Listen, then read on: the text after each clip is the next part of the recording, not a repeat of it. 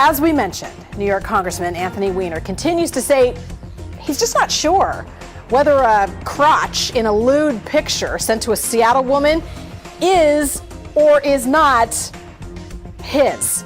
You can't make this stuff up. Whether it's him, whether he sent the picture, what happened next is a textbook example of how to not do crisis communications. Pat Dooris is live at the mothership, our main station, preparing for actually a very serious Chiron special that starts in a half hour. But he also spent the day talking with social media experts about this particular story. Pat? Well, Steph, you know as well as anyone, Portland is a wired city and it's home to some of the top social media experts in the country. It is excruciating for them to watch Representative Weiner mangle his image with this crisis.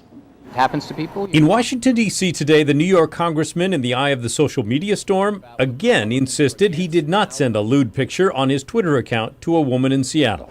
Made it very clear I did not send a picture that my Twitter account had been hacked. What Congressman Anthony Weiner has not made clear is whether the crotch in the picture sent through his account is his. You will not flat out deny that that photograph is not you. Here's what I will say. I will say that we're trying to figure out exactly what happened here. Whether a photograph was manipulated that was found in my account, whether something was dropped into my account. The photograph was apparently sent from the congressman's account late last week. By Friday, it was on the internet and swept away by a social media storm. Representative Weiner at times argued with reporters who tried to ask him about it early on before conducting a number of one-on-one interviews Wednesday. Social media expert Kent Lewis says that is way too late. Millions have already used internet sources to make up their minds. Conversations are happening. The more powerful, wealthy, high profile somebody is, the more likely conversations are having about that person, that company, that brand. So just because you're not having the conversation doesn't mean the conversation's not happening. So you have to get involved, you have to be in that conversation. Lewis's company, Anvil Media, is based in Portland, but helps people and companies all over the country with their reputations both online and off. The solution is obvious to him: tell the truth, the whole truth. Is with Rep. Weiner, I would say, here's what happened. I took this picture, meant to send it to my wife, and I don't know how it ended up on the graph, but I did not send it to this, like whatever happened.